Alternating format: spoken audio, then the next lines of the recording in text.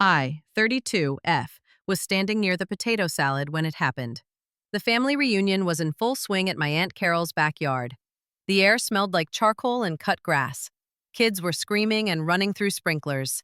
Adults were laughing, holding paper plates piled high with food. It was loud and chaotic, and exactly what these gatherings always were. I felt a sense of peace watching it all. This was my family. These were my people. My husband Mark, 34M, came over and put his arm around my waist. He kissed my temple. "Having a good time?" he asked me. I leaned into him. "I am. It's nice to see everyone." "It is," he agreed, but his voice was a little tight. I looked up at him. His eyes were fixed across the yard. I followed his gaze. He was staring at my cousin, Brenda, who was trying to coax her toddler into eating a piece of watermelon. My sister, Amelia, was standing nearby, talking to our Uncle Robert. She must have felt Mark's stare because she turned her head. Her eyes met his for a fraction of a second. Then Mark muttered it, low enough that I almost did not hear it over the noise of the party. "I'll never forgive her." The words were so cold, so full of venom.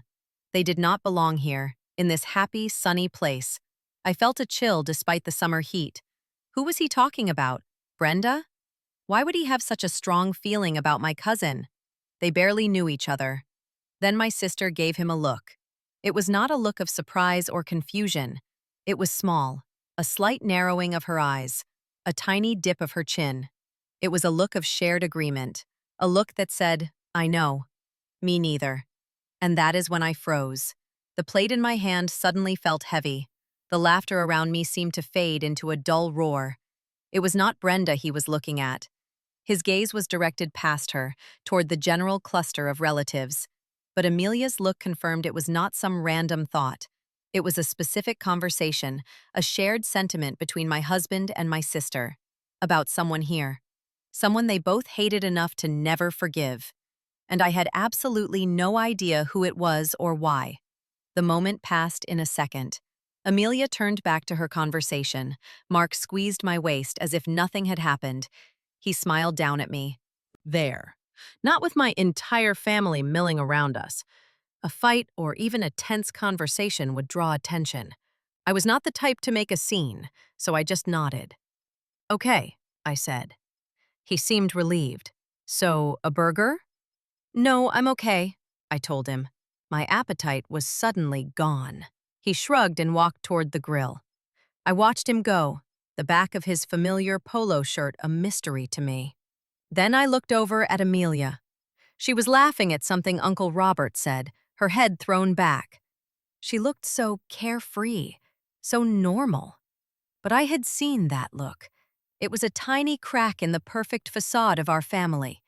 And now that I had seen it, I could not unsee it. Something was wrong, terribly wrong. And I was the only one who did not seem to be in on the secret. The rest of the reunion passed in a blur. I went through the motions. I hugged my aunts. I asked my cousins about their jobs. I complimented my grandmother on her famous 7-layer dip. But my mind was elsewhere. I kept replaying the moment in my head, Mark's quiet, hateful words, Amelia's knowing glance. Every interaction I witnessed between them for the rest of the afternoon felt charged with new meaning. A shared smile as they passed each other by the drink cooler. A brief, quiet conversation they had near the garage that ended the moment they saw me approaching. They were hiding something from me. My husband and my sister. The two people in the world I was supposed to trust the most. The drive home was quiet. Mark seemed to think his flimsy excuse about a client had worked. He hummed along to the radio, tapping his fingers on the steering wheel. I stared out the passenger window, watching the houses of my childhood neighborhood slip by. The silence in the car felt heavy, full of unspoken words. "You're quiet," Mark finally said, glancing over at me. "Just tired," I lied. "It was a long day." "Yeah," he said, "but good to see everyone." I did not answer. I just kept looking out the window. Was he thinking about the person he would never forgive? Was Amelia? Were they both thinking about how they had managed to keep their secret from me for so long? When we got home, the silence followed us inside. I went straight upstairs to our bedroom. I needed space. We're careful. I knew I could not let it go. His lie was too easy, too practiced. I had to know the truth, for my own sanity, for my marriage. I decided then and there that I would figure it out. I would find out who they were talking about and why. I just had no idea how deep the rabbit hole would go, or how much I would wish I had never looked in the first place. The next morning, I tried to act as if nothing was wrong. I made coffee. I asked Mark about his day ahead at the office. He was an accountant, and it was a busy time of year for him. He answered in his usual way, giving me a quick kiss before he left for work. "Have a good day," he said from the doorway. "You too," I replied, forcing a smile. The moment the door closed behind him, my smile dropped. The house felt empty and vast. I took my coffee to the small desk in our spare room where I did my freelance graphic design work. I tried to focus on a logo for a new client, but the colors and shapes swam before my eyes. All I could see was that look on Amelia's face. I decided my first step should be my sister. Maybe she would be the weaker link. Maybe she would slip up if I approached her casually. I pulled out my phone and sent her a text message. "Hey! Fun reunion yesterday. You free for a quick call later?" I wrote. She responded almost immediately. "Totally. Super fun. Call you on my lunch break?" "Sounds good," I typed back. The hours until her lunch break crawled by. I tried to work, but my mind was a hamster wheel of suspicion. What if I was making a big deal out of nothing? What if it really was just a misunderstanding? But I could not shake the feeling in my gut. It was a cold, hard certainty that I was being lied to. My phone rang at 12:30 sharp. It was Amelia. "Hey, you," she said, her voice cheerful and bright. "Hey," I said, trying to match her tone. "How's your day going?" "Ugh, so busy," she said. "You know how it is." But the reunion was a nice break. It was so good to see Grandma. We made small talk for a few minutes.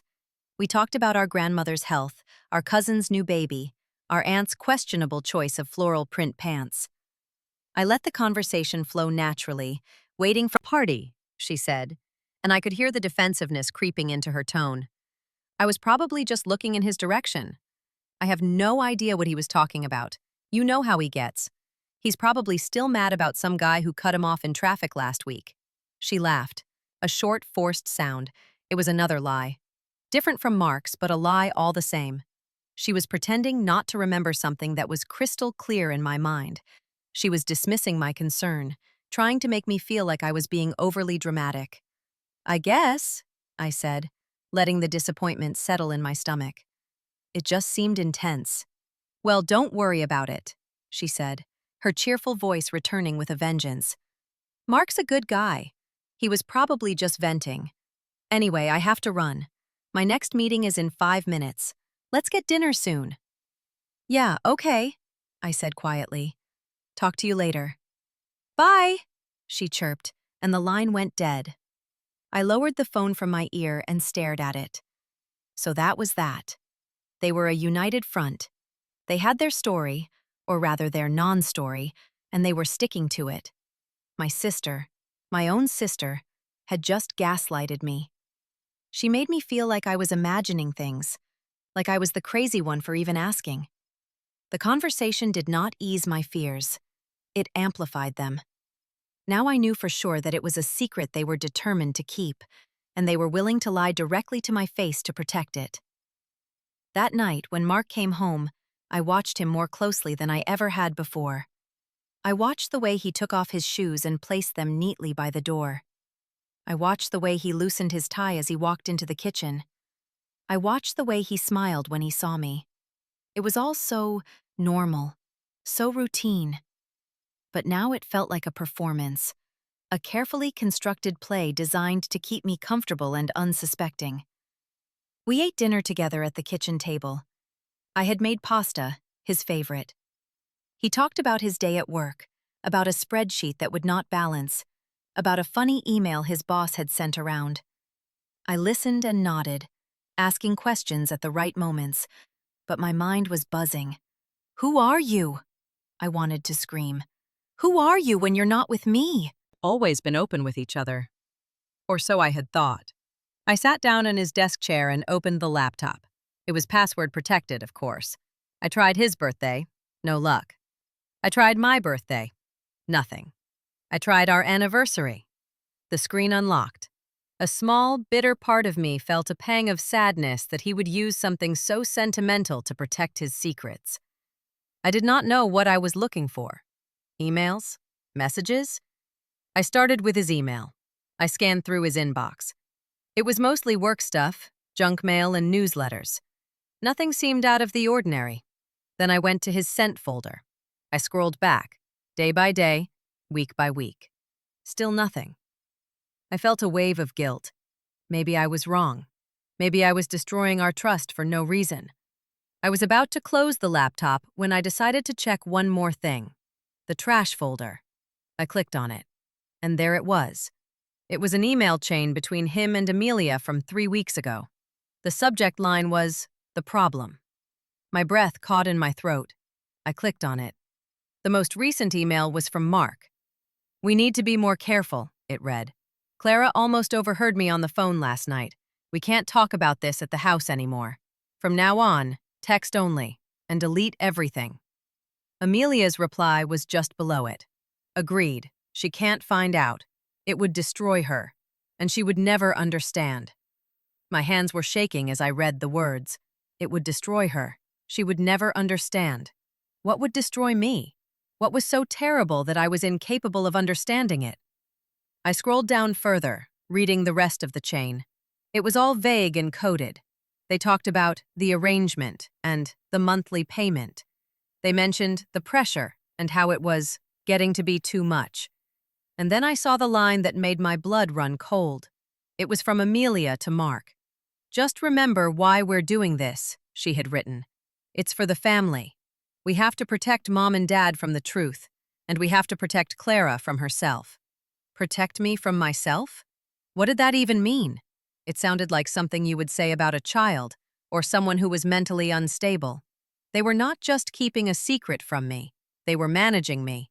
They were treating me like a liability. Quiet, trying not to wake me. He slipped into bed beside me, his back to me. I lay there in the darkness, staring at the ceiling, my heart a leaden weight in my chest. The man lying next to me, the man I had built my life with, was a stranger. And my sister, the person who had known me my entire life, was his accomplice. The next few days were a special kind of torment. I had to live in the same house with Mark, eat meals with him, talk to him about our days, all while knowing that he was hiding a massive secret from me. Every "I love you" felt like a lie. Every touch felt like a betrayal. I felt like I was losing my mind, caught between the placid surface of our life and the ugly truth churning just beneath. I knew I needed more information before I could confront them. The monthly payment was the only concrete clue I had. Money. It was always about money, was not it? I started thinking about our finances. We had a joint checking account for bills and daily expenses. We also had a joint savings account. That was where we were putting money for a down payment on a house. We had been saving for years. It was our biggest dream. The thought made me feel sick. Was he taking money from our dream? I had to find out. I usually handled the household bills, but Mark was the one who kept a closer eye on the long-term savings. He was the accountant, after all. He was the money guy. I had always trusted him completely. That trust now felt like a foolish mistake. One afternoon, when I knew Mark would be in meetings for several hours, I sat down at my own computer and logged into our online banking portal. I navigated to the savings account page. My heart hammered against my ribs. I looked at the balance. It seemed a little lower than I expected, but I did not track it closely enough to be sure. I clicked on the transaction history. I set the date range for the past year. Then, I started scrolling. There were our regular monthly transfers from the checking account. There were the occasional deposits when I got a big check from a freelance project. It all looked normal at first. But then I saw it. It was a transfer out of the account from 6 months ago. The amount was $5,000. The description just said, "investment transfer." I frowned. Telling me My first thought was a dark one. Was he gambling? Did he have a secret debt? But that did not fit with Amelia's involvement. Why would she be helping him hide a gambling problem? And why would she say it was to protect the family? I clicked on the details of one of the transfers. It showed the destination account number. It was just a long string of digits. It did not have a name attached to it. It was a dead end. I felt a surge of frustration. I was so close, yet so far. I decided to look at our other accounts. I checked our joint credit card statements. I scrolled through months and months of charges. Gas, groceries, the occasional dinner out. Nothing seemed out of place. But then I noticed something odd. Every month, there was a charge for a restaurant I had never heard of called the Gilded Spoon. It was always for the same amount, exactly $150, and it was always on the third Friday of the month. I thought back. What did Mark do on the third Friday of the month? He always said he had a guys' night with his friends from work. I had never questioned it. Why would I? But now, this regular, specific charge seemed suspicious. Was he meeting someone? Was this related to the money transfers? I felt like a detective in my own life, piecing together clues that painted a picture I did not want to see. The secret email, the missing savings, the mysterious restaurant charge, Amelia's involvement. It was all a tangled web, and I was caught in the middle. I knew I could not figure this out on my own. I needed help. I thought about going to my parents, but the email from Amelia stopped me. We have to protect Mom and Dad from the truth. Whatever this was, it involved them in some way. I could not risk upsetting them until I knew the whole story. I had one other person I could trust, my best friend, Sarah. We had known each other since college. She was smart, level-headed, and most importantly, she had no love lost for Amelia, who she had always found to be a bit condescending. I called her that afternoon. My voice was shaking when I told her everything. The comment at the reunion, the lies from Mark and Amelia, the email, the missing money. I laid it all out, the whole ugly story. Calmly. You're in shock right now. But you need to be smart. You can't confront them yet. You don't have all the pieces. They'll just lie their way out of it again. But the money is gone, Sarah, I said. He's been taking it for 6 months. I know. And we're going to find out where it went, she said, her voice firm. That account number is the key. You have that, right? Yes, I said. Okay. There are ways to trace that. It's not easy for a private citizen, but it's not impossible. My brother works in finance. He might know someone who can help, unofficially. Let me make a call. Hearing her take charge gave me a sliver of hope. I was not alone in this anymore. What about the restaurant? I asked. The Gilded Spoon? Look it up, she said. See what it is. See where it is. Information is power right now, Clara. You need to gather as much of it as you can before you make a move. We talked for another hour. She let me cry. She let me rage. She validated my feelings and told me I was not crazy. She reminded me that I was strong. By the time we hung up, I felt a new sense of resolve. The fear and confusion were still there, but now they were mixed with a cold, hard anger. They had underestimated me. They thought I was a fragile thing they could protect. They were about to find out how wrong they were. The first thing I did after talking to Sarah was search for the Gilded Spoon. The results came up instantly. It was a restaurant, just as the credit card statement suggested. But it was not some casual place for a guy's night. It was an upscale, fine dining establishment. The kind of place with a dress code and a tasting menu that cost hundreds of dollars. The kind of place you go for a special occasion. Not for a monthly hangout with work buddies. I looked at the address. It was downtown, in a part of the city Mark never went to. My mind raced with possibilities. Was he having an affair? Was he meeting a woman there every month? It seemed plausible.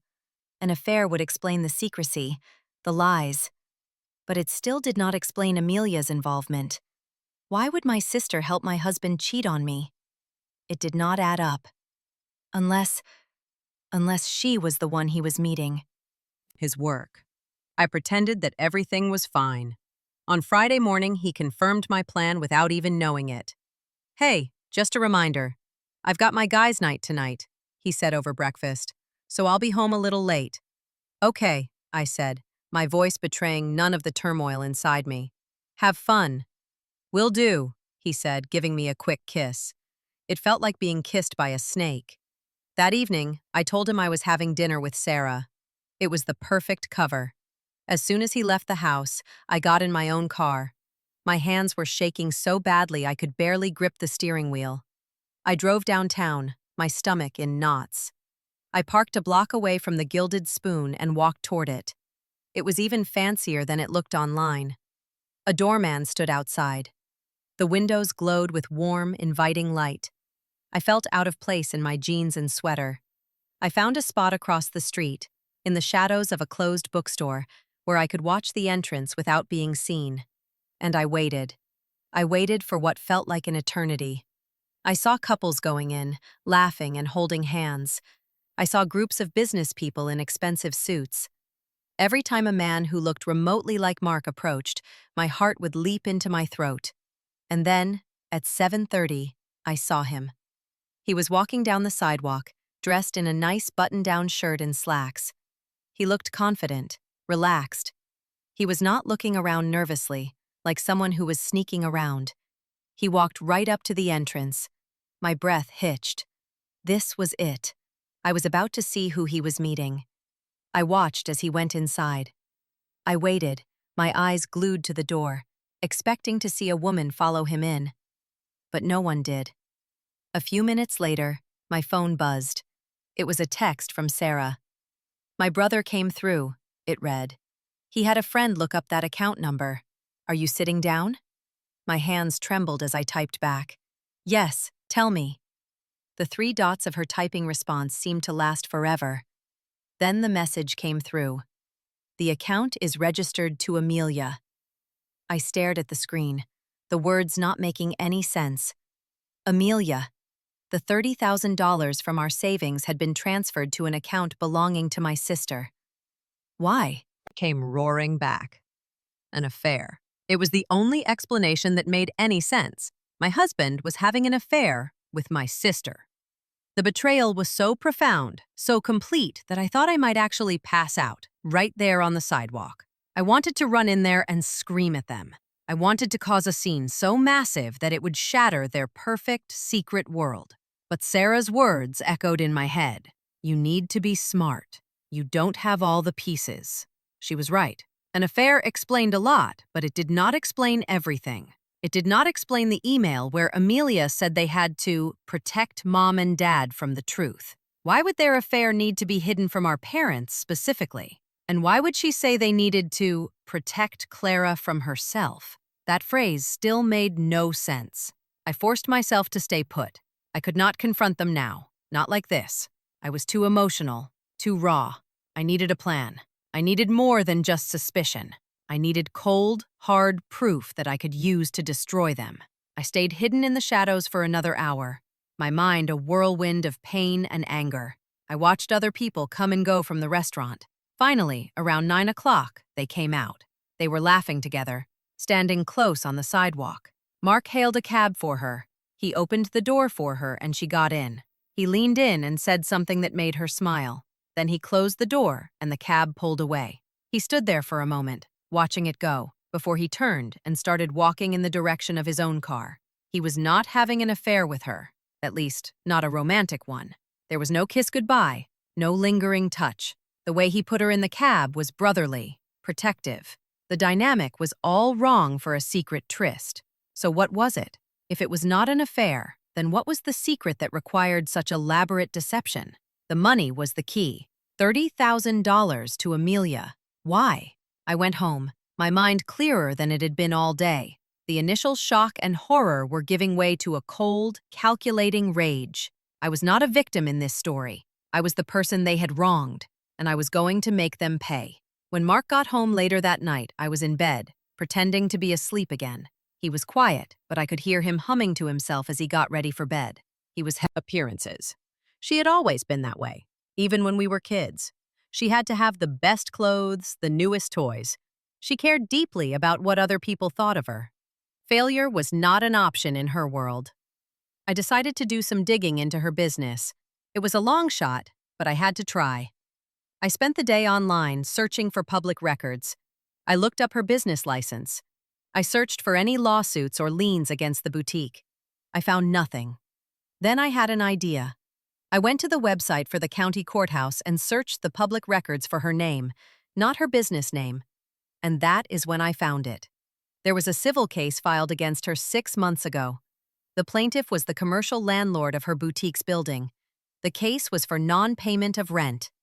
I clicked on the case details. She was thousands of dollars behind on her rent. The case had been settled out of court. The date of the settlement was just a few days after the first $5,000 transfer from our savings account. It all clicked into place. Her business was failing. She was about to be evicted, publicly humiliated. She had probably gone to our parents for help, but for whatever reason, they had not given her enough. So she went to Mark. And Mark, my loyal, trustworthy husband, had decided to bail her out using our money. Our house money. The anger I felt was white hot. This was not about helping family. This was about propping up Amelia's fragile ego. This was about maintaining the illusion of her success. And they had both decided that my dream of owning a home was less important than her pride. But there were still missing pieces. Why the secrecy? Why not just ask me? I would have been angry, yes, but I might have understood. I might have agreed to help. The fact that they had gone to such great lengths to hide it from me meant there was more to the story. And then I remembered the line from the email again. We have to protect Mom and Dad from the truth. What was the truth they were protecting them from? My parents had helped Amelia with the startup costs for her boutique years ago. They were so proud of her. Finding out that she had run it into the ground would be a disappointment, sure. But would it be something that required this level of conspiracy to hide? I thought about my parents. My dad was a retired financial planner. He was meticulous, careful with money, more critical eye. I saw the pictures of her lavish vacations, her designer handbags, her expensive dinners with friends. She was living a lifestyle that a small boutique owner probably could not afford, especially one who could not pay her rent. Where was all that money coming from? And where was it all going? The $30,000 from Mark was a lot. But was it enough to cover her debts and fund her extravagant life? I decided I needed to get inside her financials. I knew it was a massive invasion of her privacy, but I did not care anymore. She had forfeited any right to privacy when she conspired with my husband to steal from me. I thought about how I could do it. I remembered that she used the same online tax software that I did. We had even set up our accounts together one year, complaining about how complicated it was. I remembered that her security question was always the same. What was the name of your first pet? I knew the answer. It was a hamster named Squeaky. My hands were shaking as I went to the tax software website. I clicked Forgot Password. I entered her email address. The security question popped up. What was the name of your first pet? I typed Squeaky. A link to reset her password was sent to her email. This was the tricky part. I did not have access to her email, but I did have access to her phone. The next day, I invited her over for coffee. I told her I wanted to clear the air, that I felt like we had been distant lately. She agreed, probably thinking it was a chance to make sure I was not suspicious about anything. She came over that afternoon. We sat in my kitchen making awkward small talk. I made sure to leave my phone on the counter. After a few minutes, I accidentally spilled some coffee on the floor. "Oh my gosh, I'm so sorry," I said, jumping up. "Let me get a towel." As I went to the pantry, I glanced back. Just as I had hoped, Amelia had put her own phone down on the counter next to mine. She was busy dabbing at her pants with a napkin.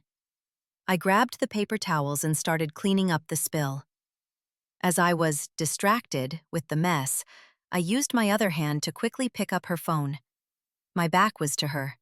I unlocked it. Password I had just created. I was in. I had access to her tax returns for the past 5 years. I opened the most recent one. I scrolled down to the section for her business income. My jaw dropped. According to her tax return, her boutique had made a profit of over $200,000 last year. It was a lie. A massive, blatant lie. I knew for a fact that her business was failing. So why was she reporting such a huge profit? And then I saw the other documents she had uploaded. There were bank loan applications. And on those applications, she had used her fraudulent tax returns to show a healthy, profitable business. She had taken out tens of thousands of dollars in business loans based on completely fabricated income numbers. This was not just a failing business. This was fraud. Bank fraud. A serious crime. Now it all made sense. Why she needed the money from Mark. It was not just to pay her rent. It was to make the monthly payments on the fraudulent loans she had taken out. If she defaulted on those loans, the bank would investigate. They would look at her application. They would discover the fake tax returns. She would not just be humiliated. She would be facing criminal charges. And now I understood the email. We have to protect Mom and Dad from the truth. The truth was not that her business was failing. The truth was that their daughter was a criminal. That would destroy them. And Mark was helping her cover it up. He was an accountant. He had to have known what she was doing. He was not just an accomplice after the fact. He was actively participating in the cover-up of a felony. And the line that had haunted me for weeks, we have to protect Clara from herself. I finally understood it. They thought I was too good, too moral. They thought if I knew the truth, I would insist on them going to the police. I would not be able to live with the lie. So they had to protect me from my own conscience. They were not protecting me. They were protecting themselves from me. I felt a strange sense of calm wash over me. The anger was still there, a cold, hard stone in my gut. But the confusion was gone. I had the whole story now. I had all the pieces, and they were uglier than I could have ever imagined. I downloaded everything. The fraudulent tax returns, so much about. It was the perfect stage. For the next 2 weeks, I was the perfect wife, the perfect sister. I was cheerful, loving, and attentive. I talked to Mark about our future, about the houses we were looking at online. He seemed relieved, thinking that whatever little funk I had been in was over.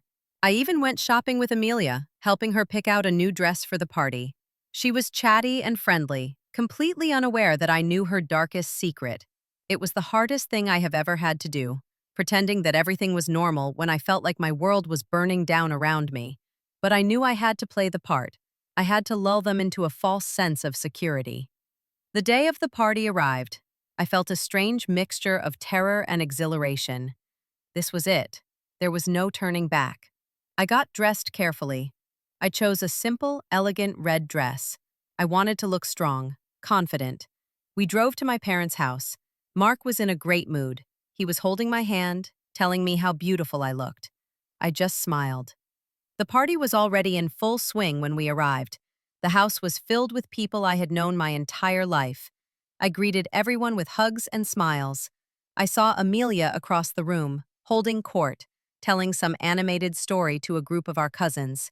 She looked radiant, the picture of success. She had no idea what was coming. I waited for the right moment. I waited until my father stood up to make a toast to my mother. He spoke beautifully about their 40 years of marriage. Everyone was quiet, listening intently. When he was finished, everyone clapped. And then, before anyone else could speak, I raised my glass. "I'd like to make a toast as well," I said, my voice clear and steady. The room fell silent again. All eyes were on me. I saw Mark and Amelia exchange a quick, confused look. "I want to toast to family," I began, looking around the room at all the familiar faces. "To honesty and to trust, the foundations that a family is built on."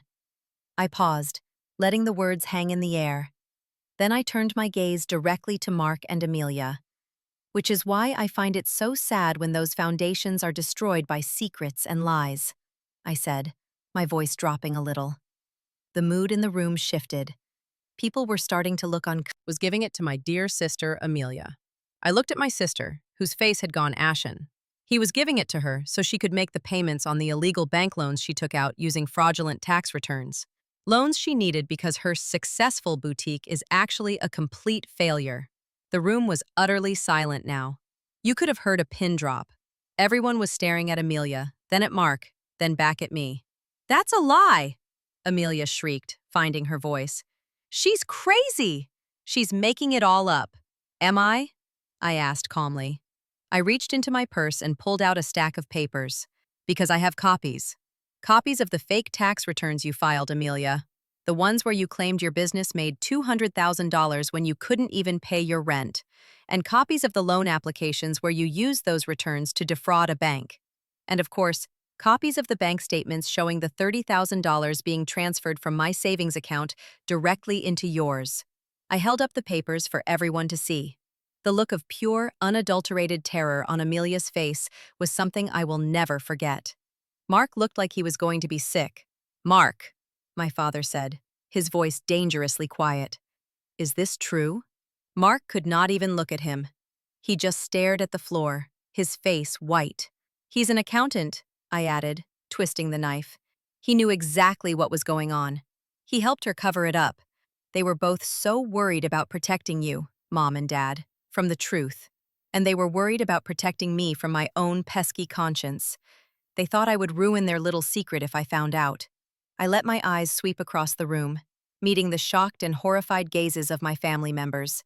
"So, let's raise a glass," I said, my voice dripping with sarcasm. "To my wonderful husband, the thief, and to my loving sister, the felon. Happy anniversary, Mom and Dad." I set my champagne flute down with a sharp click. The silence that followed was deafening. And then, my father spoke.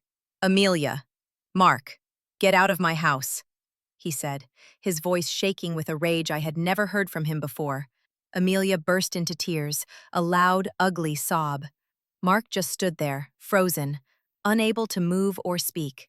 "You heard me," my father roared, eyes full of a pain so deep it made my own heart ache, despite my anger. "I don't even know who you are," my mother whispered, and she turned her back on her. That was the final blow. Amelia let out a final, broken wail, and then she, too, fled the house. The party was over. People started to leave, muttering quiet apologies to my parents. No one knew what to say to me. They just gave me sad, pitying looks. I hated it. I did not want their pity. I wanted their respect for finally standing up for myself. Once the house was empty, except for me and my parents, we all just stood there in the wreckage of our family. My mother was crying softly. My father was staring into the fireplace, his jaw tight. "I am so sorry, Clara," my father said, finally turning to me. "I am so sorry we raised a daughter who could be so cruel. And that we allowed you to marry a man with no honor." "It's not your fault," I said, my own voice thick with unshed tears. My mother came over and wrapped her arms around me. "What are you going to do?" she asked. "I'm going to file for divorce," I said, the words feeling solid and real for the first time. "And I'm going to start over." That night, I did not go back to the house I had shared with Mark. I stayed in my childhood bedroom at my parents' house. My phone was blowing up with texts and missed calls from Mark, first angry, then desperate, then pleading. I did not answer. I turned the phone off. Amelia sent one text message before I shut it down. It was short and full of her characteristic venom. "I hope you're happy," it read. "You've ruined everything. You were always the selfish one." I read the message and felt a strange sense of peace. She still did not get it. She still thought she was the victim. They both did. They were not sorry for what they did. They were just sorry they got caught. Her text was the final confirmation that I had done the right thing. The days that followed were a blur of lawyers and paperwork. I filed for divorce the next morning. Mark did not fight it.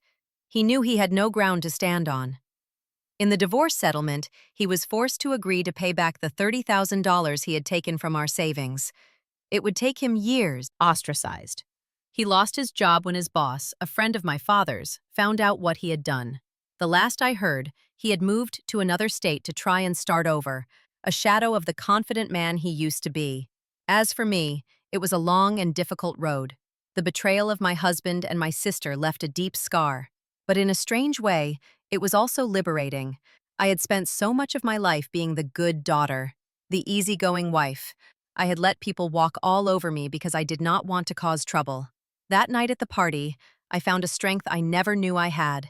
I used my half of the money from the sale of our house to put a down payment on a small condo, just for me. It is not the big house with the yard that Mark and I had dreamed of, but it is mine. It is my safe space. My freelance design business has taken off, and I am more successful than I have ever been. I am slowly rebuilding my life. I have Sarah, my rock, who was there for me every step of the way, and I have my parents, whose love and support never wavered. Our relationship is stronger than ever. Sometimes I think about that day at the reunion, that one quiet comment that unraveled everything. It is strange to think that my entire life changed in that single moment. Amelia called me selfish for what I did, but I have learned that sometimes putting yourself first is not selfish. It is survival. They thought their secret world was safe. They thought I was too weak, too naive to ever figure it out.